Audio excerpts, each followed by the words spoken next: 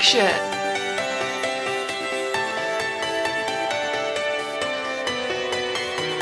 Scoliosis!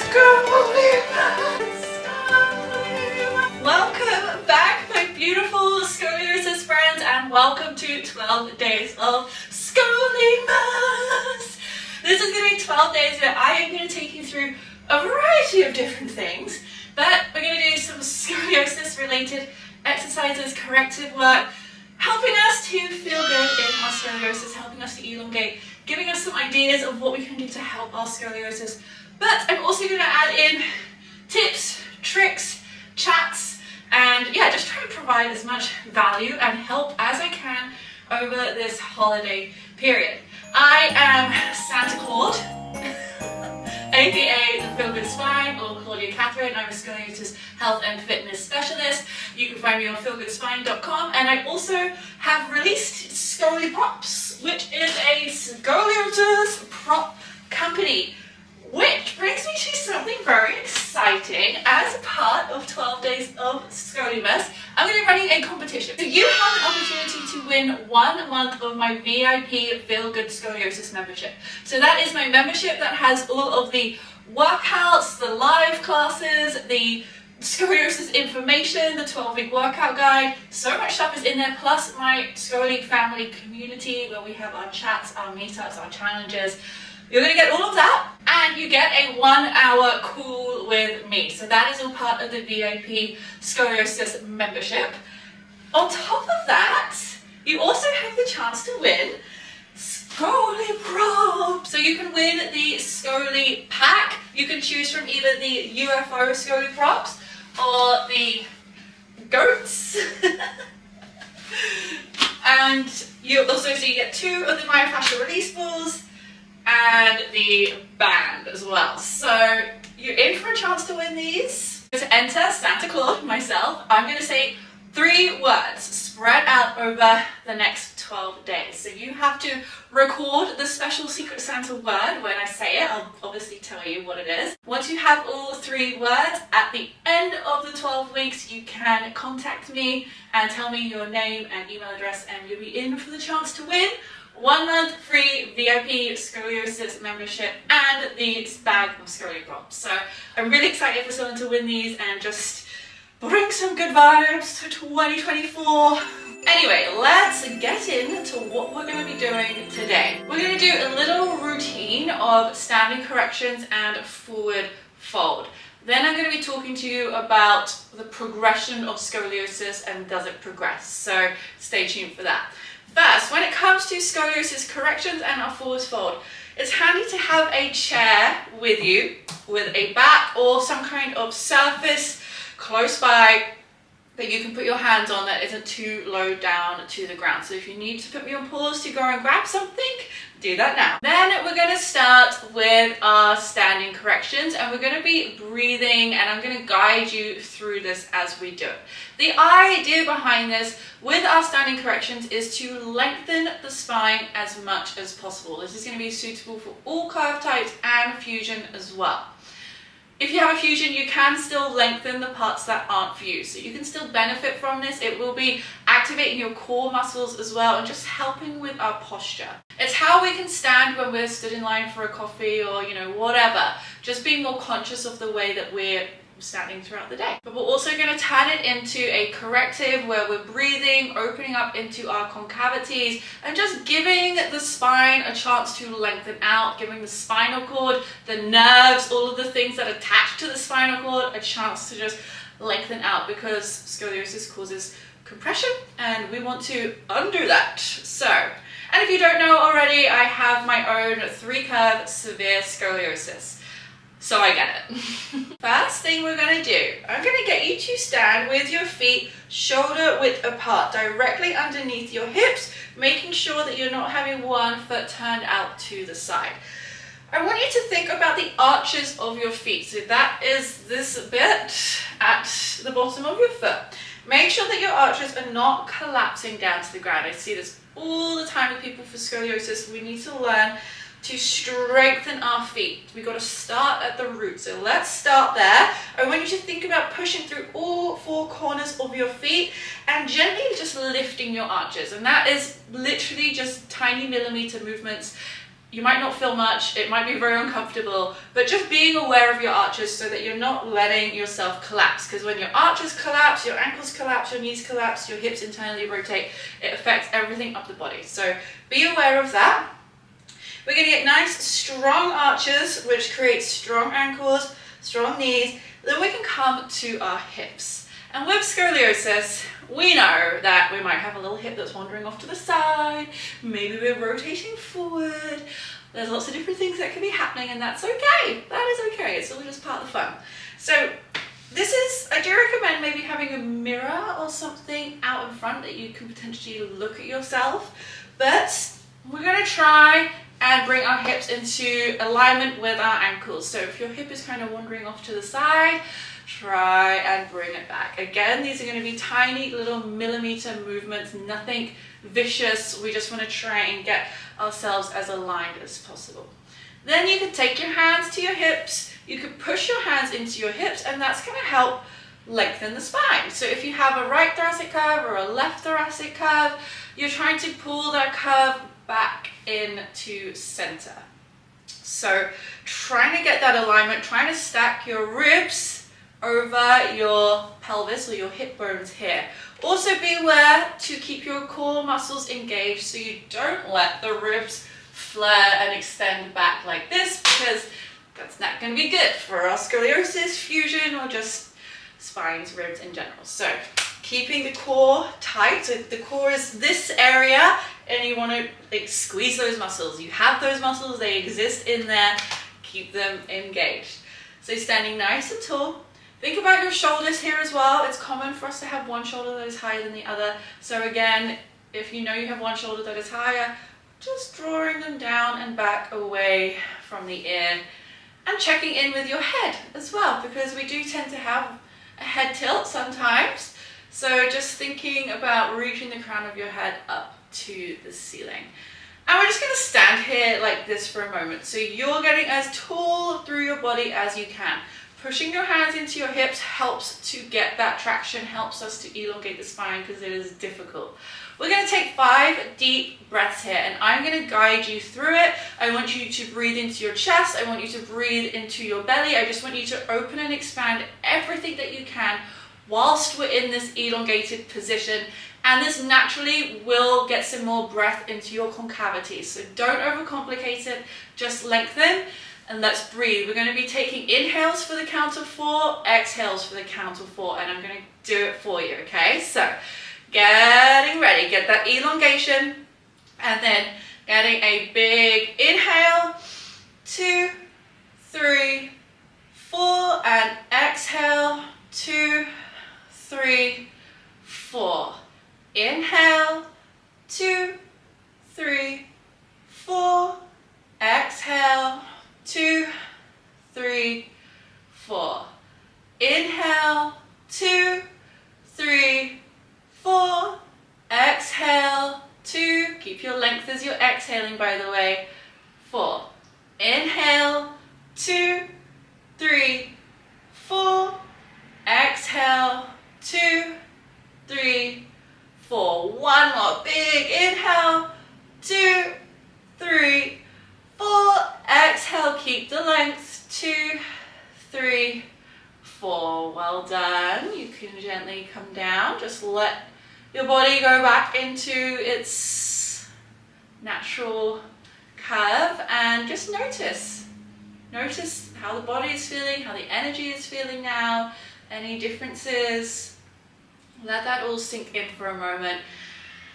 And then we're going to do some traction. Some elongation. So traction is a great thing to do for scoliosis on a regular basis, and that is basically us lengthening our spines and naturally trying to decrease the cob angle. You can still do traction with a fusion. Again, like I said, you can elongate the parts of the spine that aren't fused. Even if that's just 1 or 2 vertebrae, they can still benefit from it, because some parts of the vertebrae, the spine that isn't fused, can experience a little bit of scoliosis still. So it's still going to benefit from these kind of things. We're going to come to our chair or our table or our kitchen sink or whatever you've got close by. And we're going to do our forward fold. So with our forward fold, before we go, it's really important that you hinge at the hips, keeping the spine nice and long, not rounding from the back. They're two very different things. If you need to practice that, you can take your hands to your hips like this, keep the spine nice and long, and think about folding forward over your hands. So to do that, we come back, feet shoulder width apart, get your natural arches, get your feet strong, ankles strong.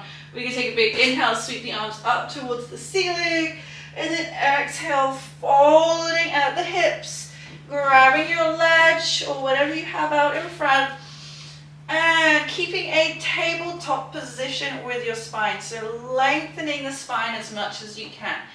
Reaching your arms forward, but sending your hips back like you're being pulled in two different directions, but gently. And think about keeping the natural lordosis of your lumbar spine. So try definitely not to round into the back in any way. And you're going to hold here and breathe. Think about what your shoulders are doing. Try and keep the shoulders down away from the ears so we're not shrugging. What have your arches done? Are your feet still standing strong, or have you collapsed your arches? And come back to those big deep breaths that we just did a second ago. So inhaling, open and expand the ribs. Exhaling. Try and see if you can keep the expansion of the ribs as you exhale. Two more. Big inhale, opening and expanding, and exhale, keeping the expansion of the ribs. One more time. Big inhale, opening and expanding. Big exhale, keeping the expansion of the ribs. And then we'll slowly make our way up. You can either take your hands to your hips, keep your spine long and stand, or slowly walk your feet towards the surface that your arms are on. But either way, try and keep length in the spine. Don't round the back as you come up and undo all of that beautiful length that we just got. So we're going to go through that again one more time. And I'm just going to make things just a little bit spicier, a little bit more difficult, to make you really have to use the muscles in your spine to hold yourself up straight. And that is, my beautiful scoliosis friend, a lot harder than it sounds. So you're going to come back with your feet shoulder width apart. You're going to get strong arches, push through all four corners of your feet. Get those arches away from the ground, just in a way that works for you. Then coming up, think hips and ribs aligned as much as possible. So you might have to bring a hip in, and then we think rib cage. If it's going off to one side, let's bring it back. Engage the core muscles. So last time we had the hands on the hips. You're welcome to keep your hands there, because this is helping us to keep the length in our spine. If you want to make it more difficult, we can take the hands to the head for a moment. My little Santa's hat's in the way, but you're going to push your hands, you're going to push your head into your hands. So that is getting length. And think about your front ribs. Don't let your rib cage flare. Keep squeezing your tummy muscles as you push your head into your hands. Then you're going to try and keep that length and bring your hands into this Schroth position, where we have the elbows in line with the shoulders and we have our little fingers tickling our shoulders here. Keeping that length in the spine, we're going to move through those big, deep breaths again. I'll count you through it. Getting ready. Big inhale. 2, 3, 4. Exhale, keep the length. 2, 3, 4. Inhale. 2, 3, 4. Exhale, keep the length. 2, 3, 4. Big inhale. 2, 3, 4. Exhale. 2, 3, 4. 2 more. You got this. Inhale. 2, 3, 4. Exhale. 2, 3, 4. One more time. Inhale. 2, 3, 4. Exhale. 2, 3, 4. Ooh. And then gently let yourself relax. You can maybe shake it out, give yourself a little dance, a little wiggle around, letting all of that energy flowing through the body after having a lengthened spine, which can feel weird and difficult sometimes. Don't worry, you're not alone with that one. Let's do our forward fold one more time. So, coming into your position, feet shoulder width apart, take a big inhale, sweep the arms up towards the ceiling, and exhale, hinge at the hips. Keep the length in the spine. Please do not round your back as you come into your forward fold. Take the arms out in front, send the hips back. Think about keeping the natural curve in your lower back. Don't let the rib cage collapse down towards the ground. And take 3 big deep breaths. Big inhales. Big exhales. Big inhales, big exhales. One more big inhale, exhale,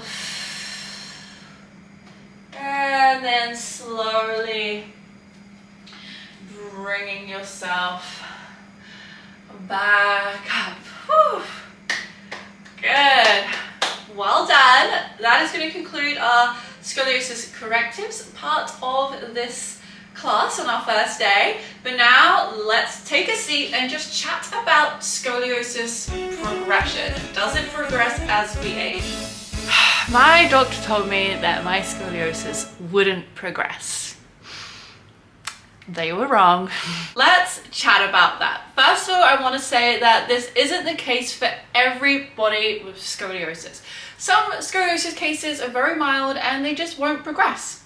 And that is awesome. That is awesome. Some cases do not progress. However, through my experience of being in the scoliosis industry and from having scoliosis myself, I have heard from numerous people that I've spoken to, numerous clients, numerous beautiful friends on the internet that I've also spoken with who have been told that their doctors said that their scoliosis wouldn't progress, and lo and behold, it has progressed. I just want to be straight up here and say that I really do believe that scoliosis does progress, and I've seen it with my own eyes. So if you were told that don't worry about it, wait and see, you know, don't, like, scoliosis doesn't progress, please do not listen to that. It is highly likely that it is going to progress in some form. It might not progress very much, but it's probably going to progress. And let's just be realistic about the situation. Scoliosis is a curvature of the spine. When you think about how the spine is designed in a straight line, how it's supposed to be, when gravitational forces are pulling the spine, a straight spine, down, it's pulling the forces down equally up and down. When gravity is pulling a scoliotic spine down, it's not pulling it down like a nice straight spine. It's kind of, the forces are acting differently and it's squishing the curves and the vertebrae down. The forces are kind of acting sideways instead of straight down. Look, I'm not a physics teacher, but gravity is going to really affect our scoliosis over years and years and years and years as we get older. Just on the way that it is pulling down onto our curves, it's going to create more curviness, unfortunately, in some cases. When you get surgery, surgery can definitely help with this. So the surgeons will kind of hold the curve in place and stop gravity from pulling down on that major curve as we get older. So that is definitely one of the benefits of surgery, is that it's really going to reduce the impacts of gravity as we age. There are other factors as well as gravity that might contribute towards curve progression, especially for us females. Unfortunately, pregnancy and menopause do in some cases progress the scoliosis, and that can be from a number of things, but I'm going to say hormones are going to play a huge factor in that. And when you're pregnant, you just got this huge weight buried down on your belly for a couple of months, and you know, that combined with gravity, it's gonna kind of pull us down towards the ground even more. So they're just things to be aware of, times to be conscious of your scoliosis. So that is why we really don't want to neglect our curves. We really want to be proactive in getting as much elongation as we can, and that is like what we did today. That is helping us undo the forces of gravity. That is helping us just to elongate our spine, give our spines a rest from being compressed. Oh, that rhymes. Does it? I don't know.